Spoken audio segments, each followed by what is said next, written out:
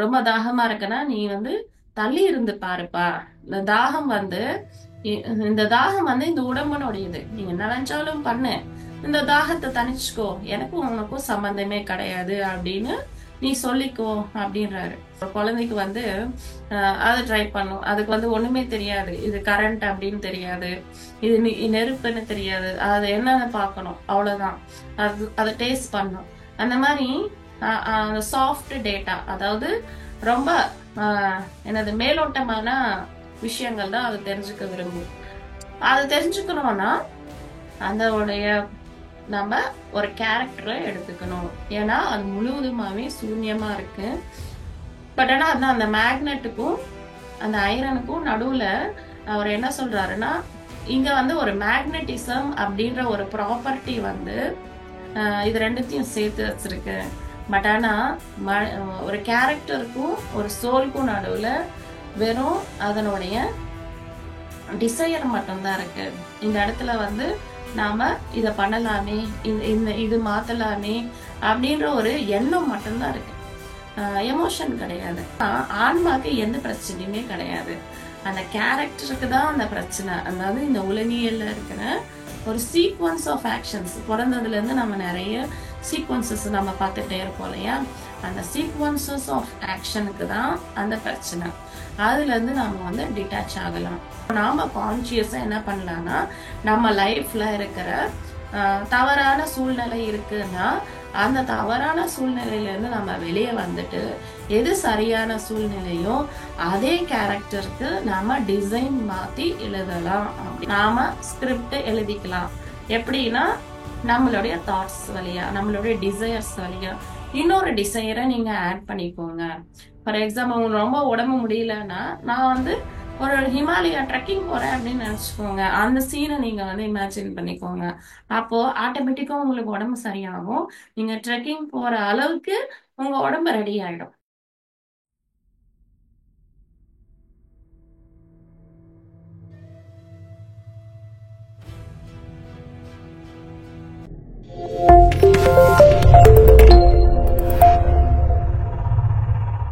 வணக்கம் masters. BMC சுவாத்தியாய பகுதிக்கு எல்லாரையும் மறுபடியும் வரவேற்கிறேன். ஸோ என்னுடைய நேம் சவிதா. ஸோ நம்ம இம்மோர்டல் டாக்ஸ் பாகம் 2, அதாவது புத்தகம் 2 நம்ம பார்த்துட்டு இருக்கோம். ஸோ இதுல வந்து நம்ம வந்து இன்னைக்கு 3வது சாப்டர் பார்க்க போறோம். ஸோ இங்க ஒரு முக்கியமான விஷயம் என்னன்னா, அந்த டிட்டாச்மெண்ட் அப்படின்றதுதான். அந்த டிட்டாச் ஆகும். அதாவது அந்த தனுஷ்காக்கு இவர் சொல்றாரு இல்லையா, ரொம்ப தாகமா இருக்குன்னா நீ வந்து தள்ளி இருந்து பாருப்பா. இந்த தாகம் வந்து இந்த தாகம் வந்து இந்த உடம்புனுடையது. நீங்க என்ன நினைச்சாலும் பண்ணு, இந்த தாகத்தை தணிச்சுக்கோ, எனக்கும் உனக்கும் சம்பந்தமே கிடையாது அப்படின்னு நீ சொல்லிக்கோ அப்படின்றாரு.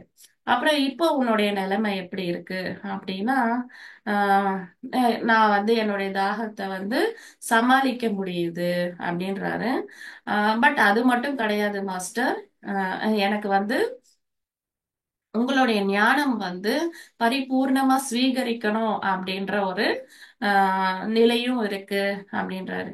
பாத்தீங்களா? இப்போ வந்து ஆஹ் இவருக்கு 2 விஷயம் இருக்கு ஒரே நேரத்துல. அதாவது அந்த தாகத்தையும் தணிச்சுக்கணும் அப்படின்றது இருக்கு. அதே நேரம் இந்த ஞானம், இந்த இம்மோர்டாலிட்டி அப்படின்ற ஞானமும் அவருக்கு ஆஹ் முழுமையா சேரணும் அப்படின்றதும் இருக்கு. ஆனா இவர் வந்து ஏதாவது ஒண்ணு கூட சூஸ் பண்ணிக்கலாம், இல்லைன்னா எதுவுமே சூஸ் பண்ணாம கூட இருக்கலாம். அது அவருடைய பொறுத்து. சோ ஏன்னா சூனியா டனல்ல ஆன்மா எந்த நிலையில இருக்குன்னா அதுக்கு சாஃப்ட் டேட்டா அப்படின்றாங்க. சாஃப்ட் டேட்டானா ஜஸ்ட் சும்மா அதுக்கு வந்து சாய்ஸஸ் இருக்கும், ஒரு ஃபீலிங்ஸ் இருக்கும், ஆட்டிடியூட், அதாவது நான் அப்படின்ற ஒரு ஆட்டிடியூட் இருக்கும். எனக்கு இது பண்ணணும் அது பண்ணணும் அப்படின்ற ஒரு ஃபீலிங் மட்டும்தான் இருக்கும். அதுக்கான எமோஷன் இருக்கு, அதாவது கோவம் அந்த மாதிரி எதுவுமே இருக்காது. இது நம்ம பண்ணலாமே, ஒரு குழந்தை மாதிரி வச்சுக்கோங்களேன். ஒரு குழந்தைக்கு வந்து அதை ட்ரை பண்ணும். அதுக்கு வந்து ஒண்ணுமே தெரியாது, இது கரண்ட் அப்படின்னு தெரியாது, இது நெருப்புன்னு தெரியாது, அது என்னன்னு பார்க்கணும் அவ்வளவுதான்.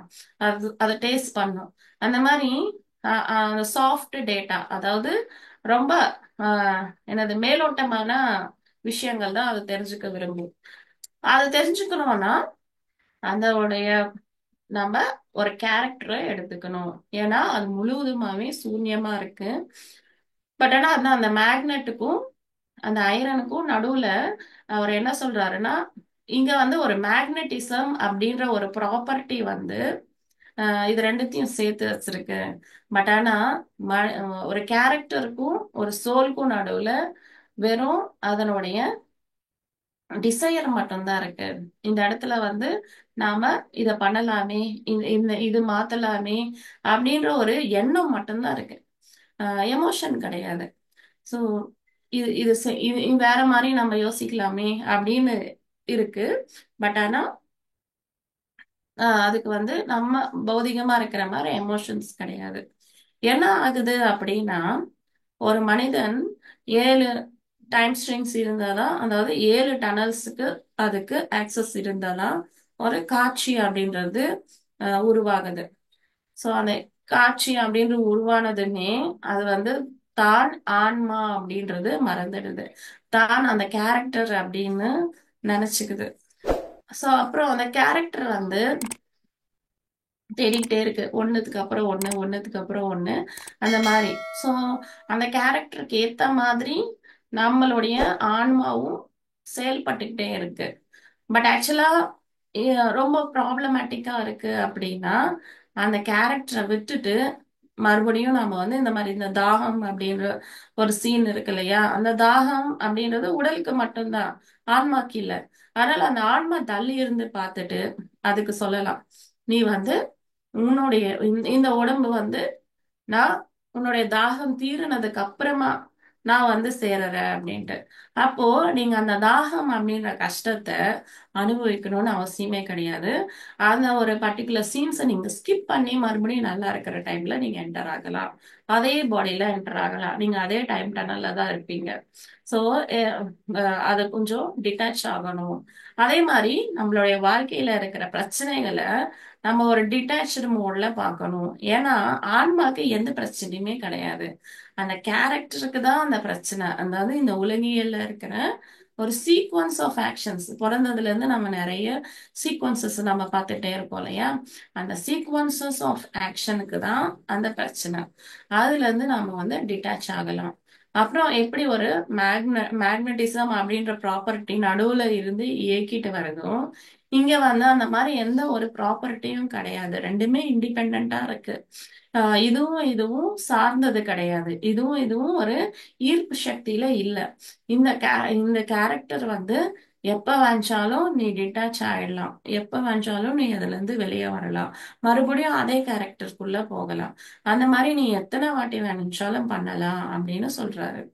சோ அப்போ மறுபடியும் ஓ அப்படியா, அப்போ வந்து இந்த லிங்க கோடு அப்படின்றது ஆஹ் என்னன்னா, அதுக்கும் ஒண்ணு சொல்றாரு. அதாவது இந்த லிங்க கோடு எப்படின்னா, சோ இப்போ உனக்கு இந்த தாகம் அப்படின்றது ஒரு இருக்குன்னா, இதுல வந்து இன்னொன்னு ஆட் பண்ணிக்கலாம் நீ. அதாவது ஒரு சூழ்நிலை சரியா இல்ல அப்படின்னா, ஆஹ் நீ வந்து இன்னும் நாங்க ஆட் பண்ணிக்கலாம். முற்றிலும் இன்னொரு லிங்கா கூட கிரியேட் பண்ணணும்னு அவசியம் கிடையாது. ஒரு சின்ன பகுதியை வந்து நீ வந்து உன்னுடைய சுயமா நீ வந்து அங்க ஆட் பண்ணிக்கலாம். அந்த ஆட் பண்ணிட்டு கண்டினியூ பண்ணலாம் அப்படின்றாங்க. அப்போ எப்படி ஆட் பண்ண முடியும் இந்த கோடு? ஏன்னா இந்த ஆன்மாக்கு என்னமோ ஒண்ணுமே இல்லை, மெமரியும் கிடையாது, எதுவுமே கிடையாது. பட் ஆனா இந்த கேரக்டருக்கு இருக்கு. அதை எப்படி நம்ம ஆட் பண்ண முடியும் அப்படின்னா, சோ அஹ், இந்த கேரக்டருக்கு வந்து அதுக்கு ஒரு மைண்ட் இருக்கு இல்லையா, நம்மளுடைய டிசையர்ஸ், அதாவது கர்மா அண்ட் டிசையர். இன்னொரு டிசையரை நீ ஆட் பண்ணிக்கலாம். அதாவது இந்த தனுஷ்காக்கு தாகம் இல்லாத நிலை அப்படின்றது ஒரு டிசையர்.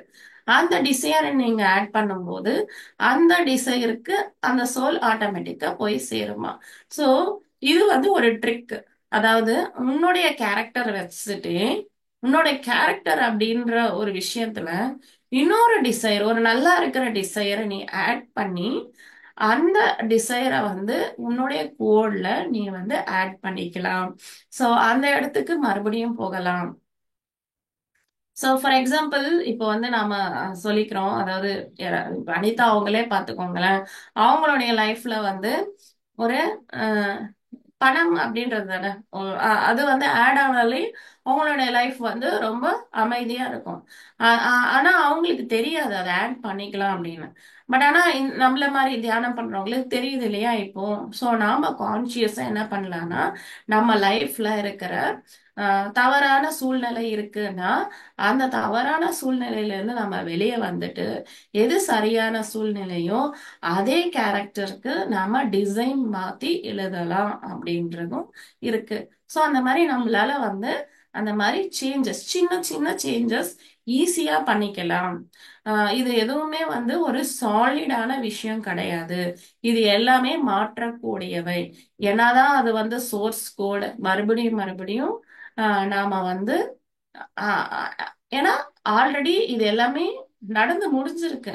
பட் ஆனா நம்ம இந்த கோடு எழுதுறதால அந்த கோடுக்கான டனலுக்குள்ள இந்த சோல் வந்து போகும். அதாவது இது ஏபிசிடி அப்படின்ற ஒரு 4 காட்சிகள் இருக்குன்னா இந்த டி என்ற காட்சிகள்ல நம்மளுக்கு துயரமான விஷயம், ஏதாவது ஒரு துக்கமான விஷயம் இருக்குன்னா நம்மளுக்கு எஃப்ன்ற சீன் வந்து ஆட் ஆச்சு அப்படின்னா இந்த இந்த துயரத்துல இருந்து நம்ம வெளியே வரலாம். ஃபார் எக்ஸாம்பிள் ஏதாவது ஒரு ஆக்சிடென்ட் நடக்க போது நம்மளுக்கு முன்னாடியே தெரியுது வச்சுக்கோங்களேன். அப்போ அந்த எஃப்என் சீன்ல வந்து நம்ம வந்து நம்ம ஃப்ரெண்டோட ஜாலியா அப்படியே ஒரு ட்ரெக்கிங் போறோம் அப்படின்ற ஒரு சீனை நம்ம இமேஜின் பண்ணிக்கிட்டோம்னா அந்த டிசைரை நம்ம டி அப்படின்ற சீன்ல கொண்டு வந்துட்டா அப்ப டி அப்படின்ற சீன்ல அந்த ஆக்சிடென்ட்டை நம்ம தவிர்க்கலாம். நம்ம வந்து இந்த டி அப்படின்ற சீனுக்கு போகாம சில இருந்து இ, அதாவது ட்ரெக்கிங் அப்படின்ற சீன் அப்படியே கண்டினியூ பண்ணலாம். சோ அந்த மாதிரி நம்ம தியானம் பண்ணும்போது நம்ம எப்போ வந்து அந்த சூன்யா டனல்ஸ்குள்ள போறோமோ நம்ம எல்லா விஷயங்களையும் பார்ப்போம். நம்ம ஃபர்ஸ்ட் புக்லயே பார்த்தோம். என்னன்னா அந்த டனல்ஸ் ஃபுல்லாமே வந்து நிறைய பிக்சர்ஸா இருக்குமா. அந்த பிக்சர்ஸ்ல வந்து அந்த அந்த ஒரு ஒரு காட்சியா இருக்கும். அந்த காட்சியில உனக்கு எது இன்ட்ரெஸ்டிங்கா இருக்கோ அந்த ஒரு டைம் ஸ்ட்ரிங்ஸை மட்டும், கால இலைகளை மட்டும் அந்த உன்னுடைய சூன்யம் வந்து பிடிச்சிக்கிட்டுனா ஆட்டோமேட்டிக்கா நீ அந்த காட்சிக்குள்ள என்டர் ஆகுற. இப்போ இதுக்கு ஒரு எக்ஸாம்பிளா எப்படி சொல்லலாம்னா, நாம வந்து இப்ப எல்லாம் வந்து 3D படம் பாக்குறோம். பட் ஆனா இதுக்கும் மேல வந்து வர்ச்சுவல் ரியாலிட்டி அப்படின்ற ஒரு விஷயம் வந்திருக்கு. அதாவது நம்ம ஒரு கண்ணாடி போட்டுக்கிட்டா அந்த காட்சிக்குள்ளேயே நம்ம போயிட்டு எல்லாரும் நம்மள சுத்தி இருக்கிற மாதிரி அந்த மாதிரி ஒரு வர்ச்சுவல் ரியாலிட்டி அப்படின்ற ஒரு சாஃப்ட்வேர், சாஃப்ட்வேர் இருக்கு இல்லையா. சோ அதே மாதிரிதான் நாம வந்து அந்த கண்ணாடி போட்டதும் எப்போ எப்படி நம்ம அந்த இடத்துக்குள்ள போய் நிக்கிறோமோ அதே மாதிரி அந்த சூன்யா டனல்ஸ்ல அந்த கால இலைகளை நம்ம புடிச்சுக்கிட்டதும், அதாவது அங்க எதுவும் கை கால்ல ஒண்ணுமே கிடையாது. அங்க அது அங்கேயும் ஒரு என்ன சொல்றது, ஒரு மைண்டு தான் அங்கேயும் ஒரு ஆக்டிவேட், அதனுடைய விருப்பம் அந்த இடத்துக்கு போகணும், அந்த காட்சிகளை முழுவதும் நடிக்கணும், அனுபவிக்கணும். ஏன்னா இப்ப நாம இப்படி இருக்கோம், அந்த வர்ச்சுவல் ரியாலிட்டி போட்டதுமே வேற ஒரு ரியாலிட்டி, அதை வந்து ஆர்டிபிஷியலா நாம வந்து அனுபவிக்க முடியுது இல்லையா. அதே மாதிரி இந்த ஆன்மாக்கும் அந்த அனுபவிக்கணும் அப்படிங்கிற கோரிக்கை இருக்கும்போது அந்த ஒரு கேரக்டர் வந்து அது எடுத்துக்குது. அது எந்த கேரக்டரா இருந்தாலும் பரவாயில்ல. அதாவது அந்த கேரக்டர் இருந்து வெளியே வருது அப்படின்னா அது வந்து அதனோட டெத்து கிடையாது, அது இருப்பு கிடையாது. ஆல்ரெடி அந்த கேரக்டர் நடிச்சு முடிச்சிருக்கு. அதுல நீங்க சின்ன சின்ன சேஞ்சஸ் தான் நீங்க பண்ண போறீங்க உங்களுக்கு ஏத்த மாதிரி. அந்த ஸ்கிரிப்ட மட்டும்தான் கொஞ்சமா மாத்த போறீங்க. அந்த ஸ்கிரிப்டும் வந்து அதுக்கேத்த சீன்ஸ வந்து அந்த மில்லியன்ஸ் ஆஃப் நிறைய வாழ்க்கைகள் இருக்கு இல்லையா, அதுல அந்த அந்த சீன்ஸுக்கு ஏத்த மாதிரி அது டிராவல் பண்ணிக்கிட்டே போகும். அதாவது ஒரே ரூட்டுக்கு 10 வழி இருக்குன்னா நாம வந்து 10 வழியில எந்த வழி ஷார்ட்டா இருக்கோ இல்ல எந்த வழி உங்களுக்கு இன்ட்ரெஸ்டிங்கா இருக்கும் அந்த வழியில நம்ம போகலாம் இல்லையா. சோ அதே மாதிரி நம்மளுடைய அந்த ஒரு கேரக்டர் அப்படின்றது அப்படி போகலாம். அப்ப உடனே அந்த உருவா அப்படின்றவங்க வந்து அழ ஆரம்பிச்சிருவாங்க. என்னன்னா கடவுளே நீங்க வந்து எனக்கு வந்து எவ்வளவு ஒரு ஞானத்தை புகுத்துட்டீங்க, இவ்வளோ சிம்பிளா இருக்கு இது எல்லாமே, நான் தான் வந்து சூஸ் பண்ணிக்கணும். இவ்வளோ நாள் வந்துட்டு அஹ் ஏதோ எனக்கு என்னமோ நடக்குது ஏதோ ஏன்னா சின்ன வயசுல இருந்து அவங்களுக்கு வந்து நிறைய இந்த மாதிரி கனவுகள் வந்துகிட்டே இருக்கும், கெட்ட கனவுகள்னு அவர் நினைச்சுப்பாரு. ஆனா இது எல்லாமே எனக்கு வந்து சின்ன வயசுல இருந்தே நீங்க வந்து தெரியப்படுத்திக்கிட்டே இருந்திருக்கீங்க, ஏன்னா ரொம்ப பலசாலி ஆக்கிட்டீங்க மனதளவுல அப்படின்னு அழ ஆரம்பிச்சிடுறாரு. அப்ப வந்து ஓகே நீ வந்து உன்னுடைய அப்புறம் எதுவும் சொல்றாரு அவரு, இந்த அனிதா அவங்களுடைய லைஃப்க்கும் நம்ம ரொம்ப நன்றி சொல்லணும். ஏன்னா அவங்க மூலமா தான் நம்ம இதெல்லாம் தெரிஞ்சுக்கிறோம். ஏன்னா அவங்களுக்கு இப்ப வந்து துக்கம் அப்படின்னு ஒரு விஷயம் இருக்கு. அதுல இருந்து வெளியே வரணும்னா எப்படி அந்த கேரக்டரை நம்ம வந்து மாத்திக்கலாம், சேஞ்ச் பண்ணிடலாம் அப்படின்ட்டு அது எல்லாமே தானே நம்ம பார்த்துட்டு இருக்கோம். அதனால அனிதாக்கும் நம்ம நன்றி சொல்லணும். அது மட்டும் கிடையாது, இந்த ஒரு ஞானம் வந்து உங்களுடைய பக்தர்கள் எல்லாருக்குமே போய் சேரணும் அப்படின்னு நினைக்கிறாரு. அதுக்கப்புறம் அது மட்டும் கிடையாது, இந்த ஞானம் வந்து எல்லாருக்குமே போய் எல்லாரும் இம்மோர்டல் ஆகணும் அப்படின்னு நாமளும் அப்படிதான் நினைச்சுப்போம் இல்லையா? எல்லாருமே தியானம் பண்ணணும், எல்லாருமே வந்து ஆன்மீகவாதிகள் ஆயிடணும்னு அப்படிதான் குருவாவும் நினைக்கிறாரு. சோ அப்ப வந்து ஹனுமார் சொல்றாரு, ஓகே உன்னுடைய கண்ணீரை கொஞ்சம் சேவ் பண்ணிக்கோ, நம்ம வந்து இன்னும் கொஞ்சம் பார்க்கலாம், இன்னமும் கொஞ்சம் டீப்பா பார்க்கலாம். அதாவது அவங்க என்ன சொல்றாங்கன்னா, இந்த இந்த அனாலிசிஸ் இவங்க பண்ணியிருக்காங்க இல்லையா, அது ரொம்ப டீப்பாலாம் நம்ம போகும். அது சும்மா ஒரு எக்ஸாம்பிள் மட்டும்தான் நீங்க பார்க்கணும். அதுல இருக்கிற ஆஹ் டெக்னிக்கல் டீடைல்ஸ் மட்டும்தான் நீங்க பார்க்கணும், அவ்வளவுதானே தவிர அதுல இருக்கிற நிறைய விஷயம் வந்து நம்மளுக்கு வந்து ஒத்து போகாது. அது ஒரு எக்ஸாம்பிளா இந்த மாதிரி அப்படின்னு நம்ம பார்க்கணும். ஃபார் எக்ஸாம்பிள் இப்போ அந்த மேக்னெட்டுக்கும் ஐரனுக்கும் நடுவுல வந்து ஒரு மேக்னட்டிசம் அப்படின்னு ஒரு ஃபோர்ஸ் இருக்கு. ஆனா அந்த மாதிரி ஒரு ஃபோர்ஸ் எதுவுமே வந்து ஆன்மாக்கும் இந்த பிசிக்கல் பாடிக்கும் கிடையாது. சோ அந்த மாதிரி நிறைய விஷயம் வந்து டெக்னிக்கலா உங்களுக்கு சூட் ஆகாது, ஜஸ்ட் அது வந்து ஒரு எக்ஸாம்பிளா நீங்க எடுத்துக்கோங்க அப்படின்றாங்க. சோ நாம நாளைக்கு நெக்ஸ்ட் பகுதியை பார்க்கலாம் இதே சாப்டர்ல. இன்னமும் வந்து நல்ல சுவாரஸ்யமான விஷயமா இருக்கு. அதாவது மனிதன்னா எப்படி, மனிதன்னா யாரு, அவங்களால என்ன பார்க்க முடியும், என்ன கேட்க முடியும். சோ அதையும் வந்து நம்ம பார்ப்போம். அப்போ நம்மளுக்கு இன்னமும் இன்ட்ரெஸ்டிங்கா இந்த விஷயம் எல்லாம் தெரியும். சோ இப்போதைக்கு நாம வந்து என்ன நினைச்சுக்கலாம்னா, அந்த நாம் we create our own reality, அது வந்து அப்சல்யூட்லி ட்ரூத். அது உண்மையிலேயே நம்மளால செய்ய முடியும். ஒண்ணே ஒண்ணு நம்ம என்ன பண்ண முடியும்னா, அந்த டிட்டாச் ஆகுங்க உங்களோட எமோஷன்ஸ்ல இருந்து. அது பயமா இருக்கட்டும், சந்தோஷமா இருக்கட்டும், எல்லா விதமான எமோஷன்ஸ்ல இருந்தும் நீங்க அந்த பாடியோட எந்த விதமான எமோஷன்ஸ்ல இருந்தும், ஏன்னா ஆக்சுவலி சோலுக்கு வந்து எந்த எமோஷனும் கிடையாது. சோ அதுல இருந்து நீங்க டிட்டாச் ஆகுங்க. நீங்க டிட்டாச் ஆகும் போதே உங்களுக்கு வந்து உங்களுடைய சோலுக்கு வந்து அந்த சேஞ்சஸ் பண்ணிக்கிறதுக்கான வாய்ப்பை வந்து கொடுக்குது. இப்போ தனுஷ்கா வந்து அந்த தாகம் தாகம் அப்படியே இருந்துட்டா அவங்களால ஒண்ணுமே பண்ண முடியாது இல்லையா? அதனால அவர் எப்போ வந்து அந்த பாடியில இருந்து அந்த தாகம் அப்படின்றது விலகி இருந்து பார்க்கிறாரோ, மூன்றாவது மனிதனாக தன்னுடைய உடலை பார்க்கிறாரோ, அப்போ ஆட்டோமேட்டிக்கா அந்த பாடிக்கு டைம் கொடுக்கறாரு அந்த தாகத்தை தணிச்சுக்கிறதுக்கு. சோ அந்த தாகமும் தணியுது, பிளஸ் இவருக்கும் நார்மல் ஆகுது. இல்லைன்னா அந்த தாகத்துக்கு தண்ணி மட்டும்தான் தீர்வு கிடையாது. அதனாலதான் வந்து அவர் முன்னாடி லெசன்ல என்ன சொல்லியிருக்காருன்னா, தங்கம் கொடுக்கறது பிரச்சனை கிடையாது, ஆனா அவங்க மூளைக்குள்ள இருக்கிற அந்த ஆஹ் ரிப்பீட்டடா வர அந்த எமோஷன்ஸை வந்து நம்ம நீக்கணும், அதுதான் இம்பார்ட்டன்ட் அப்படின்றாரு. சோ இப்ப இங்கேயும் அப்படிதான், அந்த தாகம் அப்படின்றது பிரச்சனை கிடையாது, அந்த தாகம் அப்படின்ற எமோஷன்ல இருந்து வெளியே வர்றதுதான் பிரச்சனை. நீங்க அந்த எமோஷன்ல இருந்து வெளியே வந்துட்டாலே, எப்போ இந்த தாகம் ரொம்ப தாகம் எடுக்குது, அது ஒரு ப்ராப்ளமா பாத்துக்கோங்க.